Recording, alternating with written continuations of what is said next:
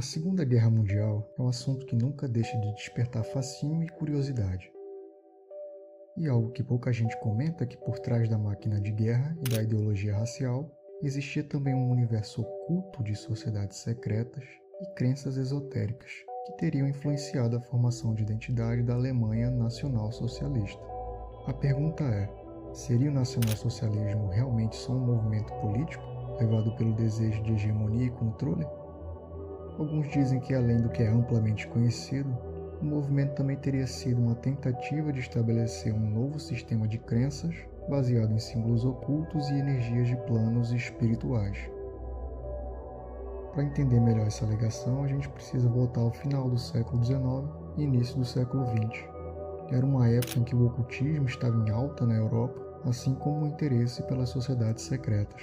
E uma doutrina que tinha muita força e influência naquela época era a Teosofia de Helena Petrovna Blavatsky, que misturava espiritualidade oriental, misticismo histórico e ideias de raças espiritualmente superiores. E que, diga-se de passagem, levantou e levanta muita polêmica dentro do meio ocultista até os dias de hoje, mas isso aí é um assunto para um próximo vídeo. Enquanto isso, na Alemanha e na Áustria, Guido von List e Lenz von Liebenfels criaram uma corrente de pensamento chamada a Ariosofia, que trazia uma mistura de crenças raciais, mitologia nórdica e misticismo. E foram movimentos como esses que abriram espaço para a crença de que os povos germânicos seriam descendentes de uma raça ariana primordial, que estariam destinados a liderar a humanidade. E é dentro desse contexto que, em 1918, surge a famosa Sociedade Thule. A Thule, além de um clube intelectual, era um grupo esotérico e político que misturava nacionalismo extremo, ocultismo, simbologia e mitologia germânica. O nome dessa sociedade fazia referência à ilha de Thule, que foi uma ilha lendária ao extremo norte, que era considerado como o suposto berço espiritual da raça ariana. Para quem assistiu Sobrenatural, da 8ª temporada em diante, lembra que a Thule teve uma participação na série. Eles eram aqueles vilões que usavam magia negra e necromancia e que tinham o objetivo de ressuscitar o austríaco do bigode. E aí eles utilizaram uma descendente dele lá e fizeram um ritual com ela para trazer ele de volta à vida. Uma informação pouco difundida é que o nascimento do Partido Nacional Socialista teve grande influência da Thule, já que o Partido dos Trabalhadores Alemães nasceu em reuniões ligadas a essa organização, e alguns de seus membros viriam a se tornar figuras importantes dentro do regime alemão. Antes de continuar, se está gostando do vídeo, deixa o like aí, pô. É rápido, é grátis e ajuda no crescimento do canal. Feito o pedido, vamos em frente. Certo, mas aí você pode estar se perguntando, e o líder do bigode? Tinha algum envolvimento direto com tudo isso? Então, embora ele não fosse um ocultista praticante, ele soube aproveitar muito bem toda a simbologia e as narrativas místicas que circulavam nesses meios. Um exemplo bem claro disso é a própria suástica, que é um símbolo muito antigo e usado por diversas culturas e que foi ressignificado pelo Reich para se tornar o símbolo máximo do regime. O simbolismo era mais uma forma de revestir a liderança do Adolf com uma aura espiritual e sagrada. Além disso, também existem relatos, e esses mais conhecidos, de que o líder alemão acreditava que certos objetos místicos poderiam conceder poder absoluto ao seu portador. O exemplo mais citado disso é a Lança do Destino, que teria sido aquela lança que perfurou o corpo de Cristo durante a crucificação.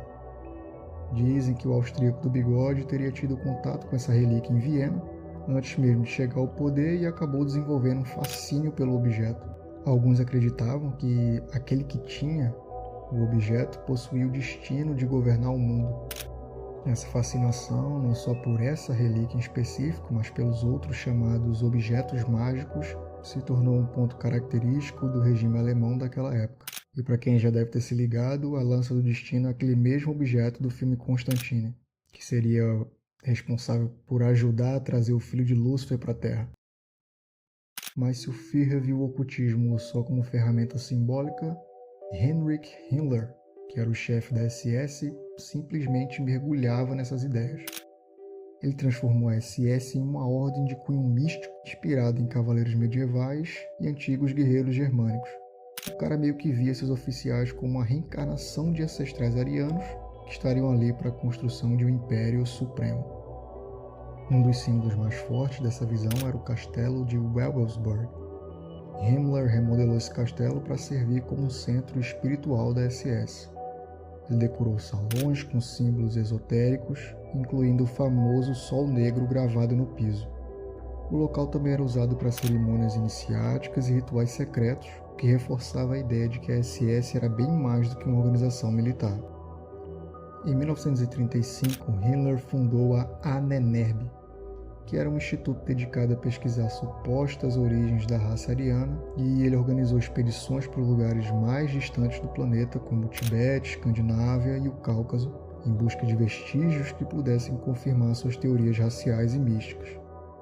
E, embora a maioria dessas expedições não tenha dado em nada, elas serviram para mostrar como o regime estava disposto a investir tempo e recursos para sustentar suas crenças supostamente científicas e esotéricas.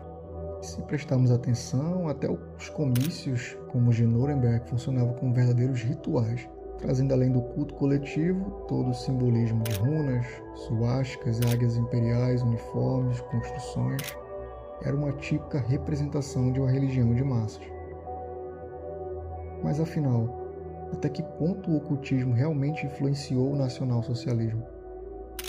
Esse é um debate quente entre os historiadores, onde alguns acham que foi parte essencial pelo fato de ter moldado a visão de mundo de muitos de seus líderes, e outros acreditam que se tratou apenas de algo simplesmente simbólico e propagandístico, utilizado só para manipular emoções através de imagens e narrativas. Podemos afirmar de certeza que o partido viu no ocultismo uma ferramenta poderosa de legitimação, buscando passar a imagem de que sua missão era, antes de tudo, espiritual. E o mais curioso é que essas crenças não desapareceram com a queda do Terceiro Reich. Até hoje, alguns grupos neobigodistas e esotéricos radicais continuam se inspirando nessa mistura de mitologia, ocultismo e ideologia racial criada pelo nacionalsocialismo. O próprio símbolo do Sol Negro, por exemplo, ainda é utilizado por grupos extremistas em diversas partes do mundo. No fim das contas, a Alemanha da época não foi só movida por interesses econômicos e militares. O regime bebeu sim em fontes ocultas, onde misturou mitologia, esoterismo e pseudociência para construir uma narrativa de poder absoluto. Mas e você? Acredita que a influência do oculto realmente teve papel central no regime alemão? Foi apenas um pano de fundo simbólico? Deixa tua opinião aí nos comentários. Se ainda não deixou o like, gostou do vídeo, deixa teu like, deixa tua hypada. Obrigado pela presença de todos. Até o próximo vídeo. Valeu!